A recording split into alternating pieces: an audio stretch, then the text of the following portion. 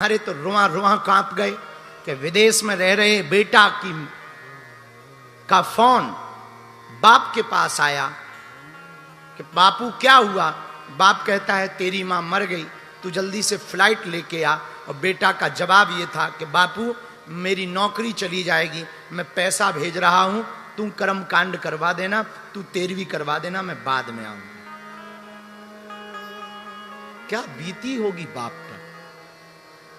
अगर मां की आत्मा घूम रही होगी तो मां पर क्या बीती होगी कि अपने 100 काम छोड़कर तुझे दूध पिलाया, स्तनपान कराया, तुझे भूखा देखकर खुद भूखी रही होगी पर तुझे भोजन कराया, गोद में लेकर डोली, चलना सिखाया। और आज तुम नौकरी के नाम पर तेरे पास मां के लिए समय नहीं। उस ब्रह्म पे क्या बीत रही होगी जिसने तुम्हें बनाया। उस ब्रह्म परमात्मा पर क्या बीत रही होगी, उसके लिए भी तुम्हारे पास टाइम नहीं है। उस पिता के लिए टाइम नहीं है जो स्वयं उधार कर्जे में पूरी जिंदगी रहा पर तुम्हें बंबई पढ़ने भेजा कि तू पढ़ ले। क्या बीत रही होगी और क्या बीतेगी उस पर। और क्या काम की तुम्हारी ये संपत्ति, क्या काम की तुम्हारी ये उपलब्धि, क्या काम की ये पाया हुआ तुम्हारी डिग्रियां, और क्या काम की ये तुम्हारी प्रोग्रेस जिसमें तुम्हारे अपने ही साथ ना, तुम्हारा परिवार तुम्हारे साथ खुशियों में सम्मिलित नहीं है और तुम फ्रेंड के साथ पार्टियां दे रहे हो सफलता पर। क्या खाक सफलता है, कुछ खास नहीं हमारी नजर में। तुम्हें लग रहा होगा कि तुम सफल हो गए, होटलों में पार्टी दे रहे, पर अगर तुम्हारी पार्टी में तुम्हारे अपने नहीं है तो क्या खाक सफलता है, काहे की सफलता। कभी विचार करना उस मां पर क्या बीतती होगी जब तुम मां को टाइम नहीं दे पाते पर दुनिया को तुम टाइम दे देते। प्रेमिका को घुमाने के लिए टाइम पर मां के साथ समय बिताने के लिए टाइम नहीं। प्रेमिका के साथ विदेश जाने के लिए टाइम है पर पिता की छांव में 2 मिनट बैठने के लिए टाइम नहीं। युवानों, बुरा मत मानना, इसीलिए तुम आध्यात्मिक नहीं हो। इसीलिए भारत का अध्यात्म खोखला हो रहा है। और ये बात हम बोल रहे हैं तो कई लोगों को आग लगेगी कि हम ऐसा क्यों बोल रहे। भारत का अध्यात्म इसलिए खोखला हो रहा है क्योंकि यहां पर वेद मंत्रोच्चारण भी संगीत से हो रहे हैं। आजकल शादियां भी सिर्फ एक फेस्टिवल हो गया। वो कहां गई वेद धुनिया, वो पुरानी परंपराएं लुप्त होती जा रही। तुम्हारे मॉडर्न अंग्रेजी के स्कूलों ने हमारे गुरुकुलों को खा लिया। तुम्हारी अंग्रेजी की पढ़ाई ने वो माता पिता, मां अम्मा का सुख चला गया। मदर फादर जब से आया वो अपनत्व गायब हो गया। ये आध्यात्मिकता नहीं है कि तुम्हारा भाई रो रहा हो। आजकल तुम्हारी फेसबुक पे 5000 फ्रेंड है पर खुद के भाई से बात नहीं होती। तुमने अपनी सासू मां और ससुर को बाप बना दिया और खुद की मां तुम्हारी अनाथालय में डली है, वृद्धाश्रम में डली है। और तुम आध्यात्मिक हो, क्या खाक आध्यात्मिक हो। तुम विदेशों में राम मंदिर हो रहे हैं पर तुम्हारे मन में मंदिर नहीं हो रहा है और तुम कहते कि तुम आध्यात्मिक हो। क्या खाक आध्यात्मिक हो। आध्यात्मिकता अंदर से प्रकट होती है, बाहर से नहीं। अभी तुम स्पिरिचुअल हो, स्पिरिचुअलिटी नहीं। अध्यात्म तो अंदर से जगता है और उसको जगाओ, झांको अंदर से। तुम बाहर सुधारने में मत रहो। बालों में जेल हो या ना हो पर जिंदगी में मेल जरूर होना चाहिए। तुम्हारी सोशल मीडिया पर तुम्हारे फॉलोवर हो या ना हो पर घर के लोगों में तुम्हारा फॉलोइंग होना चाहिए। मेरे पागलों, तुम दुनिया की नजर में अच्छे रहो या ना रहो पर पत्नी की नजर में, संतति की नजर में अच्छे रहना चाहिए। अगर तुम्हें आध्यात्मिक बनना है और तुम दूसरों को, गरीबों को खाना खिला पाओ या ना खिला पाओ पर तुम्हारे मां बाप भूखे नहीं मरने चाहिए। वरना तुम्हारी कमाई हुई संपत्ति, पाई हुई उपलब्धि, प्राप्त किया हुआ, अर्जन किया हुआ धन और तुम्हारी डिग्रियां किसी काम की नहीं, और तुम कहते हो कि हम सफल हो गए। हम तुमको वापस नहीं ले जाना चाह रहे ना, हम तुमको पुराने भारत में नहीं ले जाना चाह रहे ना, तुम जाओ, यहीं रहो, ऐसे ही रहो। संस्कार भले ही नए हो गए भैया, विचार भले ही नए हो गए, पर संस्कार पुराने होने चाहिए। इतना भर कर लो तुम, विचार नए रखो पर संस्कार पुराने रखो। हमको एक किसी व्यक्ति ने एक अवार्ड फंक्शन में बुलाया था। हम प्रायः जाते भी नहीं, भगवान की कृपा है, बहुत कम जाते, पर किसी संत की बात थी कि आपको जाना है, तो उन्होंने हमको एक ऑफर दिया कि आपको आना है। एक बहुत बड़ा, बंबई का ही एक बहुत बड़ा फेस्टिवल था, तो उन्होंने कहा कि आपको आना है। हमने कहा हम पहुंच नहीं पाते हैं, हमारी व्यस्तता है, मर्यादा भी है। उन्होंने कहा नहीं नहीं आप आए, ऐसा होगा वैसा, बहुत सी बातें हुई। फिर उन्होंने धीरे से कहा आपको एक काम भर करना है। हमने कहा क्या? बोले उस दिन आप कुर्ता मत पहन कर आइए। और ऐसा बहुत से उन्होंने ऑफर उसके बदले में, वो बताने की बात नहीं। तब हमारे मुंह से यही निकला, हमका सुन इधर आ। था वो बहुत बड़ा नाम, भारत का बहुत बड़ा ब्रांड है, भारत का बहुत बड़ा नाम है, और हमारी टोन यही थी। हमका सुन इधर आ, ये जो तेरे ऑफर है ना, इसको तू धर अपनी हवेली पर।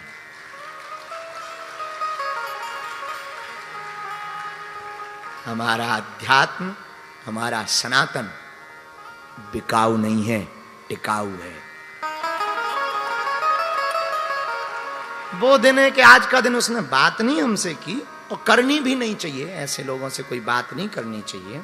लेकिन नीलेश जी ने प्रश्न पूछा है तो हमें उत्तर आया है। आप लोगों को हम प्रार्थना करेंगे, तुम हमारी कथा सुनो या ना सुनो, पर अपने संस्कारों से दूर मत रहो, बस यही कहना चाहेंगे। जिस परिवार ने तुम्हारे साथ जीवन दिया, जिस माँ ने तुमको पाला पोसा, जिस पिता ने तुम्हारे लिए सर्वस्व अर्पण किया, जिसने तुम्हें इतना लुटाया, हमारी हाथ जोड़ के प्रार्थना है कुछ देर उनके पास बिता लिया करो, उन्हें बहुत अच्छा लगेगा। रामायण पढ़ लिया करो, रामचरितमानस को बहुत अच्छा लगेगा, क्योंकि तुम्हारे दादा परदादा यही पढ़ पढ़ के सनातन बचाते रहे। हम भारत को अनपढ़ नहीं बनाना चाहते, ना ना ना। लोगों ने हमारे विचारों को, हमने एक बार विचार दिया था, पहले के जमाने में हम कम पढ़े लिखे ठीक थे भैया, लेकिन पढ़ना चाहिए, पर पहले कम पढ़े लिखे ठीक थे भैया। पहले लोग कम पढ़े लिखे थे पर कपड़े पूरे पहनते थे, पूरे कपड़े पहनते थे। अब आज पढ़े लिखे ज्यादा हैं पर कपड़े ही गायब हो गए। हाँ, और उनसे कुछ कहो तो वो कहते हैं हो मॉडर्न जमाना है, 21वीं सदी है, आप कहां जी रहे हो पुराने ख्यालों में, ये मॉडर्न है मॉडर्न। हमने कहा चंडालन, अगर कम कपड़े पहनना मॉडर्न है तो तुझसे ज्यादा तो हमारी भैंसिया मॉडर्न है। हाँ, बिल्कुल ही नहीं पहनती है। नंबर 1 की मॉडर्न तो वही है। हाँ, आप मॉडर्न जमाने के नाम पर, अरे भाई कुछ मर्यादाएं होती हैं। ठीक है, पल्लू मत रखो, इतना चल जाएगा, पल्लू मत रखो, घूंघट मत डालो, पर इतने भी तो कपड़े कम मत पहनो कि ससुर सास सब बैठी हो, बजरंग बली बचाएं। और कुछ कह दो है तुम अपनी नजर सुधारो, वाह चंडालन, अपनी तो बढ़िया नजर है और तुम कहते मॉडर्न। बुरा मत, हम ये नहीं कहते कि भारत हमारा अनपढ़ हो, बहुत प्रोग्रेस करे, बहुत पढ़े लिखे, बहुत अच्छा है, हमें तो बहुत खुशी होती है। पर पुराने जमाने के लोग कम पढ़े लिखे थे लेकिन कपड़े पूरे थे, कम पढ़े लिखे थे पर लहजा पूरा था, कम पढ़े लिखे थे पर उनके माँ बाप वृद्धाश्रम में रोटी नहीं खाते थे, साथ में घर बैठ करके रोटी खाते थे।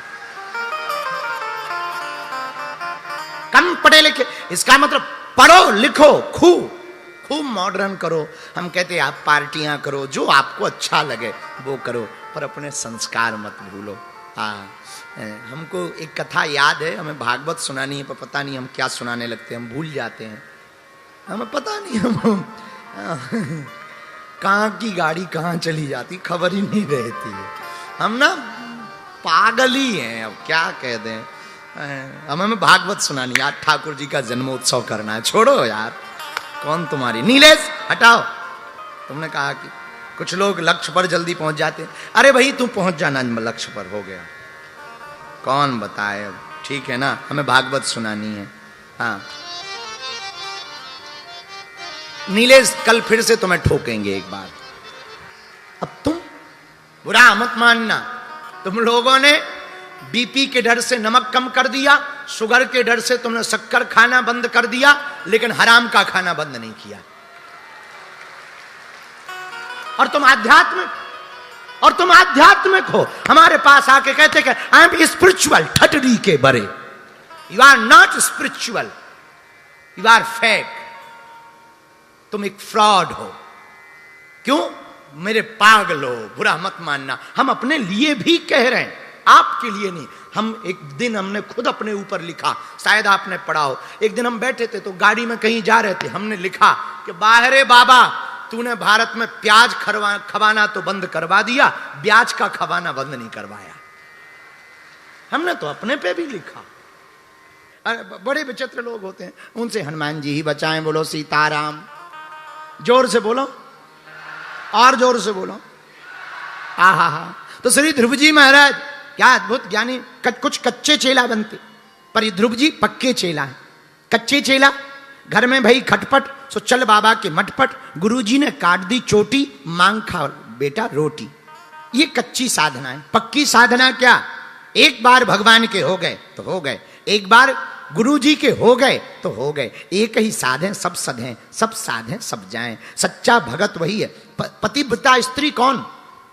जो अपने पति को छोड़कर पर पुरुष का चिंतन भी ना करे, वो पतिव्रता स्त्री है। उसी प्रकार सच्चा भगत कौन? जो अपने आराध्य के अलावा किसी और का ध्यान भी ना करे। अच्छा, इसका मतलब ये नहीं है कि फिर ध्यान ना करे किसी और का तो सबका अपमान करे। ना ना ना, पूजा सबकी करो, प्रणाम सबको करो, वंदना सबकी करो। लोग हमारे पास आते, आप तो हनुमान भक्त हो, कृष्ण कथा भी करते, राम कथा भी करते, दुर्गा कथा भी करते, कैसे अपने आप को मैनेज कर पाते? मंदिरों में भी जाते, कैसे मैनेज कर पाते? हमने कहा बहुत सरल रास्ता निकाल रखा हमने। बोले क्या? हमने कहा हम जब भी किसी संत को प्रणाम करते हैं तो अपने गुरु के उनमें दर्शन करते हैं। प्रणाम उन्हें करते, पर उनको लगता कि ये हमें प्रणाम कर रहे हैं, पर सच तो ये है हम अपने गुरु को ही प्रणाम करते हैं। इसलिए मेरे पागलों, हम तुमसे भी कहना चाहते हैं, आह धन्य ध्रुव जी महाराज, हमें आप आज्ञा दो, जाने दो। ध्रुव जी जाने लगे तो मंत्र दे दिया, सुनो, जा तो रहे हो, यहां मत रहो, यमुना के तट पर तुम साधना करो। मथुरापुरी में, मधुपुरी मथुरा में यमुना के तट पर साधना करो। बोलो वृंदावन बिहारी लाल की जय। अब मथुरा आ गई तो गोकुल भी आ ही जाएगा। कथा में मथुरा तो आएगा, अब गोकुल भी आ ही जाएगा। तो ध्रुव जी को एक मंत्र दिया गुरु जी ने। आहा, ध्रुव जी मंत्र लेकर के बड़े, तत्तात गच्छ भद्रम ते यमुनास्तटम शुचि।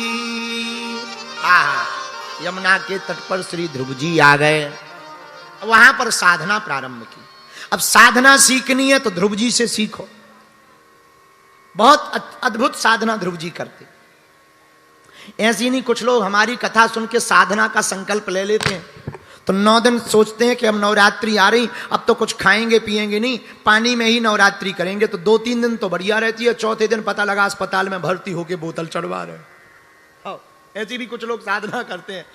तो बाद में कहते हैं महाराज हम क्या बताएं, आपके चक्कर में मरते मरते बचे, ढटरी के बरे। ऐसी कोई थोड़ी साधना की जाती। साधना का एक तरीका होता है, धीरे धीरे मोड़ तू इस मन को, इस मन को तू, इस मन को। एक संत ने लिखा, धीरे धीरे मोड़ तू इस मन को, इस मन को तू, इस मन। ये मन मोड़ा कुछ डर नहीं, हाँ मन मोड़ा कुछ डर नहीं, फिर दूर प्रभु का घर नहीं। धीरे धीरे मोड़ तू इस मन को तू। अच्छा, मन है कैसा? मन कपटी, मन पापी, मन तेरा चोर। कहते आए ऋषि मुनि सब लोग। ओ मन कपटी, मन पापी, मन तेरा चोर। कहते आए ऋषि मुनि। मन है कैसा? नादान है, बेईमान है, नादान है, बेईमान है। हाँ जी, गफलत ऐसी कर नहीं, फिर दूर प्रभु का घर नहीं। धीरे धीरे मोड़ तू इस मन को तू इस। ये ध्रुव जी से सीखो, हम नहीं कह रहे, ये तो भजन कह रहा है, पर भजन के बाद ध्रुव जी क्या कह रहा है जरा सीखो। आहा, क्या भजन के, क्या साधना करने का नियम ध्रुव जी का। जैसे ही गए पहले ही महीने में, त्रात्रांते कपित्ति बद्रासन। पहले महीने में संकल्प लिया 3 दिन में 1 दिन फलाहार करेंगे, बस यही पूरे महीना। पूरा महीना निकल गया, दूसरा महीना आया, थोड़ा सा नियम टाइट किया, कड़क। द्वितीयम चा तथा मासम। अब दूसरा महीना लगा तो बोले क्या करेंगे? 6 दिन में 1 बार। बोले क्या? फल नहीं खाएंगे, तृण पर्णादि भी, सूखे पत्ते जो गिर जाते हैं उनको खा करके रहेंगे। पर दूसरा महीना निकल गया, अब तीसरा महीना आया। बोले सुनो, अब थोड़ा और कठोर साधना करेंगे। बोले क्या? बोले सुनो, 9 में अहनी। अब तीसरे महीने में थोड़ा नियम और कड़क किया, 9 दिन में 1 बार। अब पत्ते भी नहीं खा रहे,